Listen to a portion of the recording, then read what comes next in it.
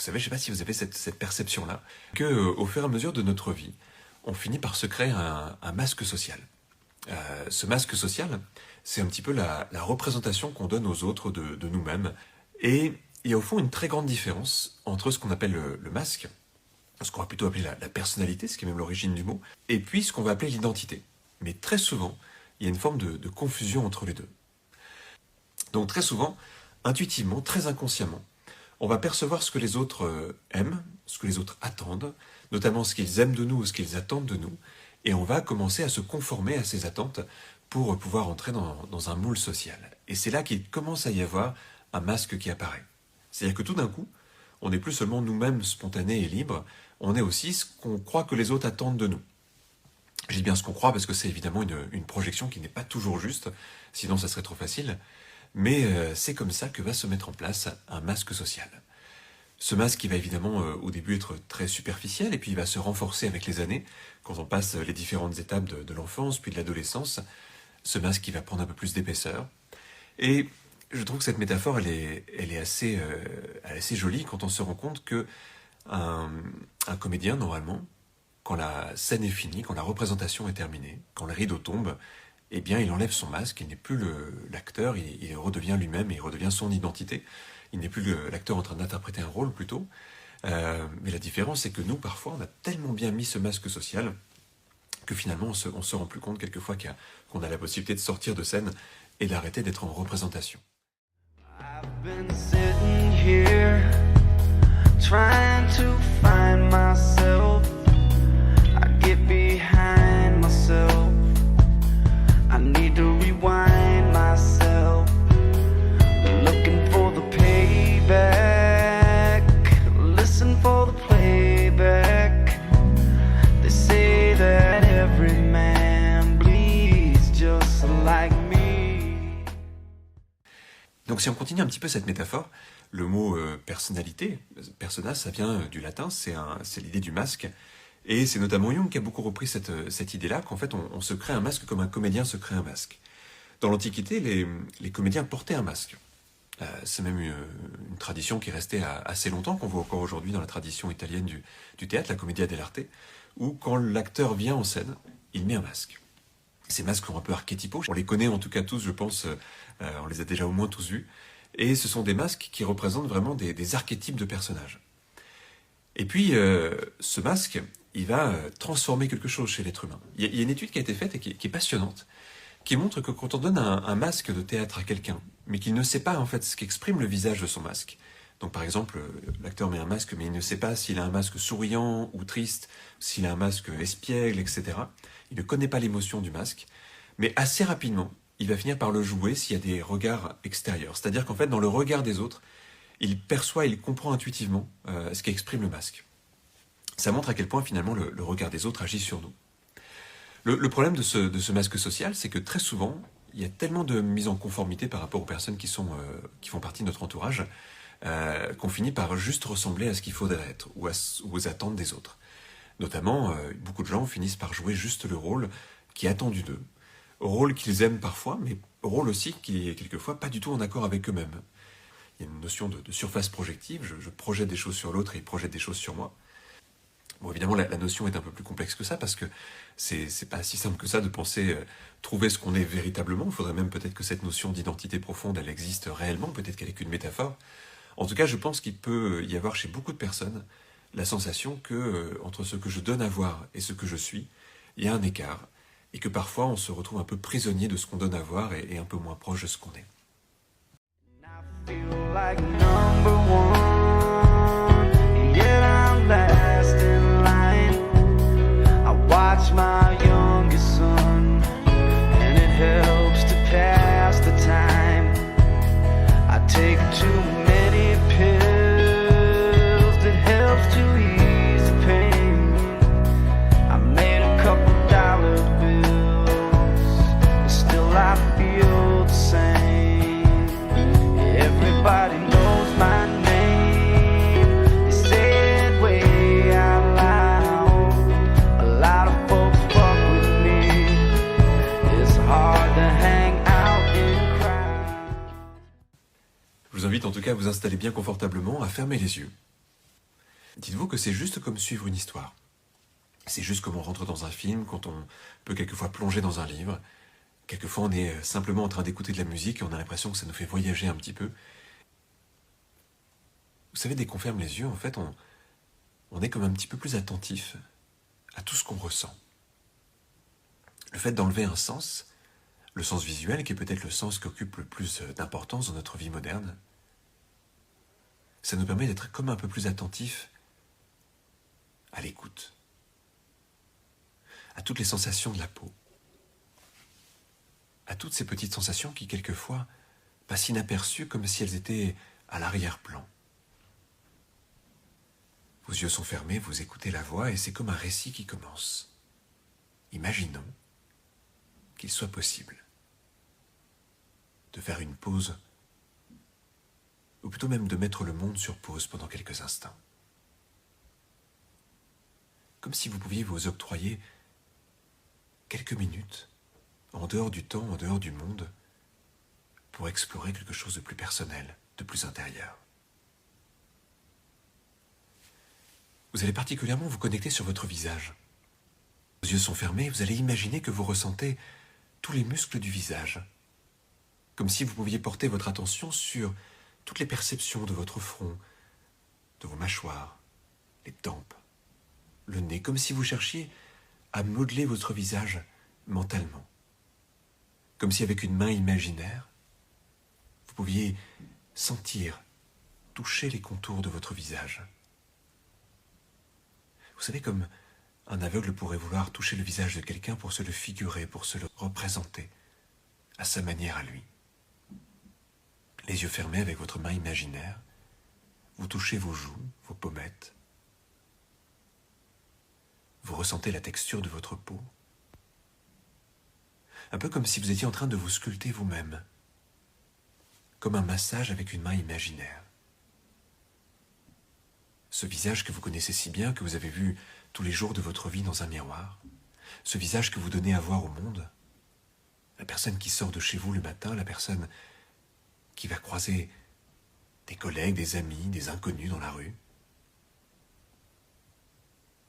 Votre unicité, toute cette capacité que vous avez à être vous-même, s'exprime par les traits de ce visage,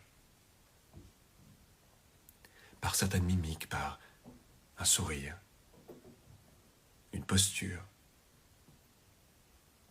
des tensions, des détentes, toutes les expressions et les micro-expressions qui sont orchestrées par votre visage, par les muscles quelquefois profonds, les muscles un peu plus superficiels et qui viennent comme modeler chaque émotion, chaque ressenti.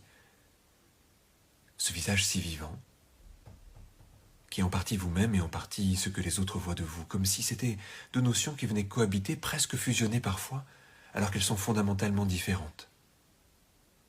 Est-ce qu'on est plus ce qu'on est nous-mêmes ou ce que les autres voient de nous? Comme une question à laquelle il n'y a pas vraiment de réponse. Est-ce que ce que les autres voient de nous finit par être vraiment nous-mêmes?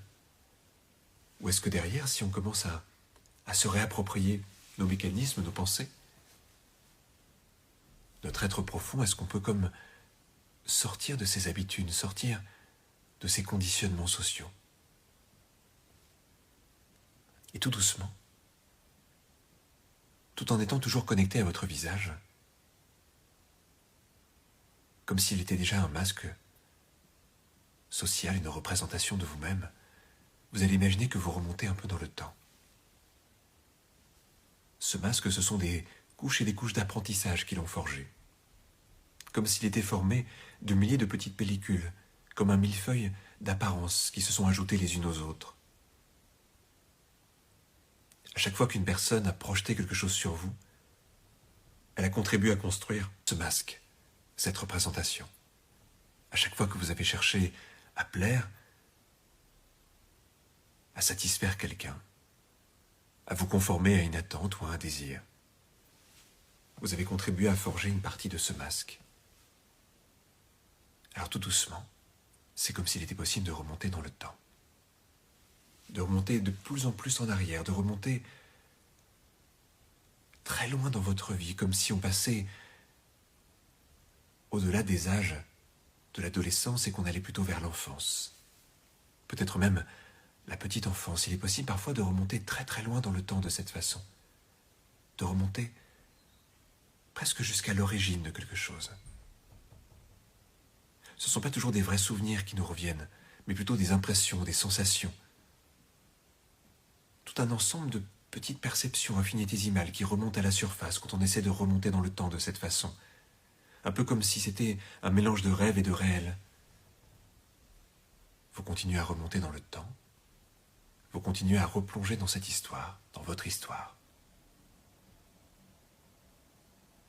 Et un peu comme un symbole, on va aller vers le tout début de votre vie. Peut-être que ce masque a commencé à se créer quand vous avez été nommé, quand un nom a commencé à vous désigner. Quand en prononçant les syllabes qui forment votre nom, on a attendu une réponse de vous. On peut prendre plein d'autres événements symboliques de la naissance du masque, mais celui-là peut être un des plus intéressants à imaginer. C'est comme si vous retrouviez le tout petit enfant, le bébé, presque le nourrisson que vous étiez, et qui est encore tout doucement en train d'apprendre à réagir à son nom. Comme si c'était les toutes premières couches de son masque qui se mettaient en place à ce moment-là. Un masque encore évanescent, quelque chose d'à peine saisissable, qui deviendra plus tard ce masque social. C'est comme être aux prémices, à la genèse de quelque chose. Mais vous, en revenant à cet état-là, en revenant à cette période-là, c'est comme si vous pouviez assez facilement soulever cette première pellicule, comme si vous pouviez soulever cette première barrière entre vous et le monde. Ce premier endroit où deux parties se sont séparées.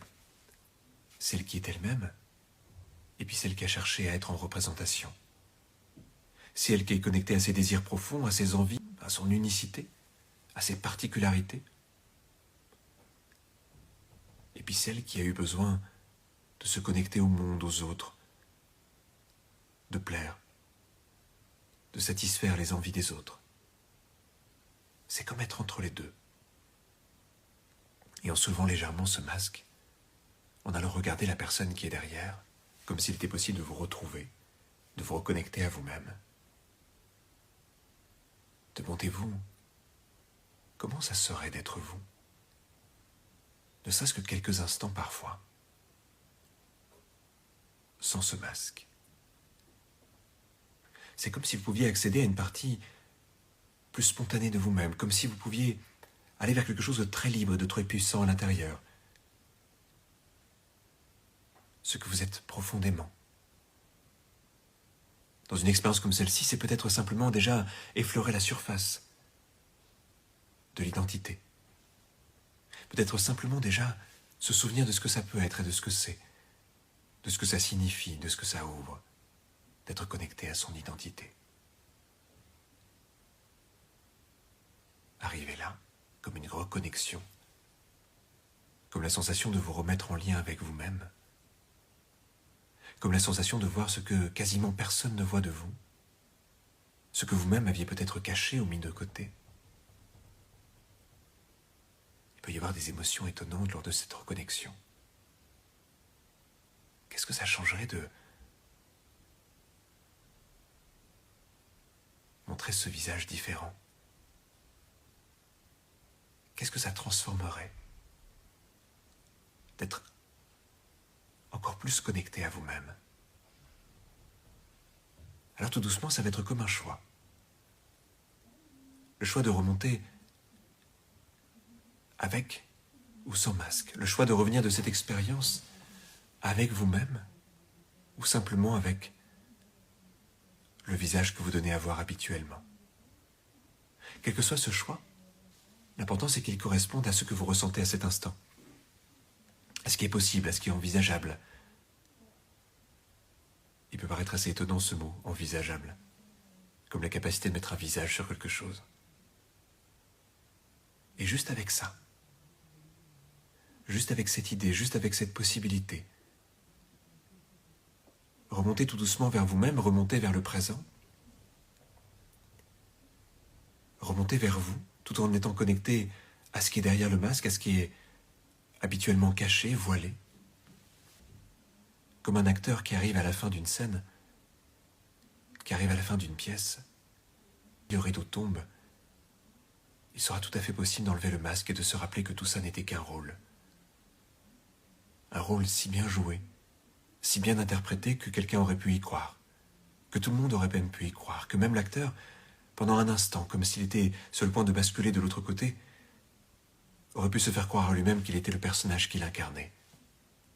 I guess that's the price you pay to be some big shot like I am. Outstretched hands and one night stand. Still I can't find love. And when your walls come tumbling down, I will always be around.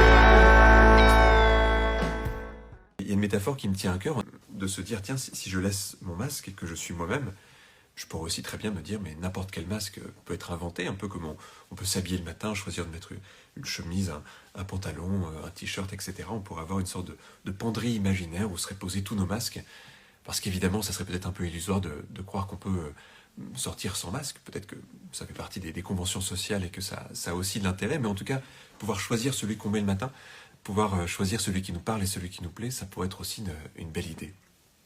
Vous imaginez quelqu'un qui sort de chez lui le matin et qui se dit, tiens, quel masque je vais mettre aujourd'hui?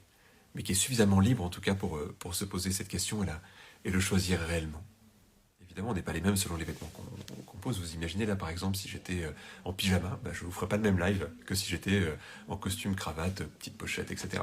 Donc, évidemment, tout ça fait partie de notre représentation.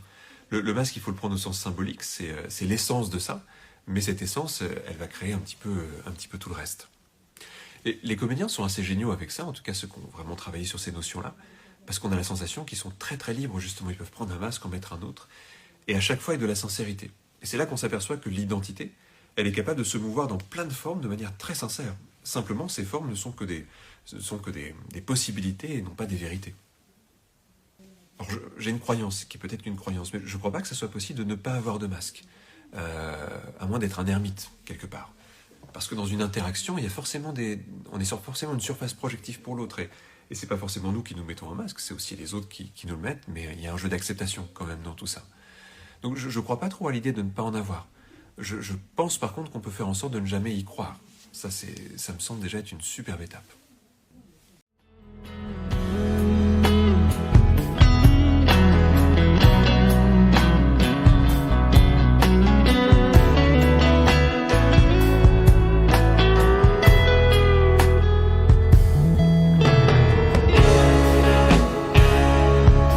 And when your walls come tumbling down, I will always be around. Y a-t-il un lien entre nos masques et le sentiment d'alignement dans notre vie? Ah, c'est une grande question, ça. Tu sais, parfois, on se crée un masque pour pouvoir incarner quelque chose qui nous semble important. Donc c'est pas parce qu'on a un masque qu'on n'est pas aligné. Je prends un exemple tout simple. Moi, quand je suis formateur, j'ai mon masque de formateur, mais parce que j'ai vraiment envie d'être formateur à ce moment-là. Simplement, ce masque, quand je suis plus formateur, je l'enlève. Et ça fait quand même une sacrée différence. Mais un masque peut t'aider justement à atteindre un but. Parce que c'est le vêtement qui va être adapté à une situation. Simplement, il devient une prison.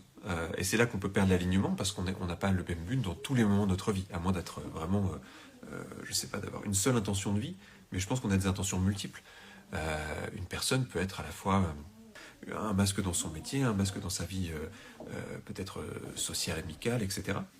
Et puis il y a le masque aussi qu'on a dans notre famille, par exemple, qui est encore un petit peu différent. Et puis peut-être qu'avec certaines personnes, quelquefois, on s'autorise à enlever tout, et que ça peut être super. Mais je pense que c'est un choix qui se construit, en tout cas. People don't know about the things I say and do. They don't understand about the shit that I've been through. It's been so long since I've been home.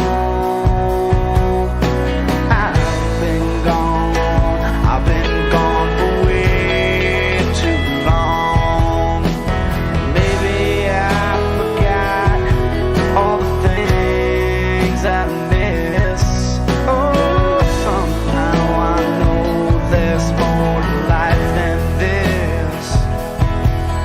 said it too many times.